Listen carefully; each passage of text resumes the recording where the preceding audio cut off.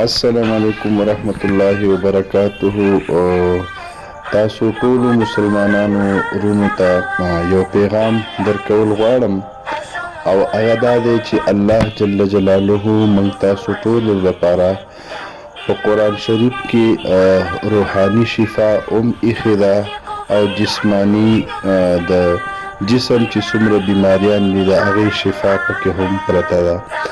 زما عزتمندو څومره چې بیماران دي د ګردو والا او د ګردو واشنکي د هغې دپاره د قرآن شریف دا 6 آیاتونه دي.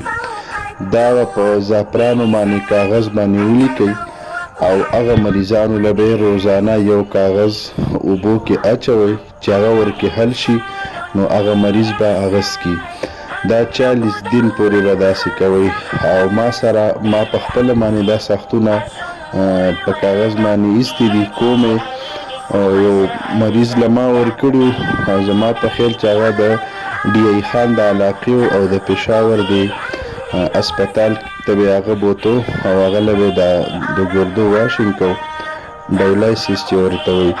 نو الحمدلله هغه د هغې نه بیا دغه شو ټیک شو او ډایلایسیس پې ډاکټر بند کړو چې انشاءالله د ده ګردې په ټیک کېدو مالي نه کړو. د چا یوه ګرده خرابه وي 2 ګردې خرابي او هغې دې دا استعمالوي او په عقیدې سره انشاءالله دې سره به ټیک کېږي. هغه نقل زه تاسو ته ښیم. دا ویډیو چې څوک هم ګورئ الله د رضا دپاره یې مخکې شیر کړئ.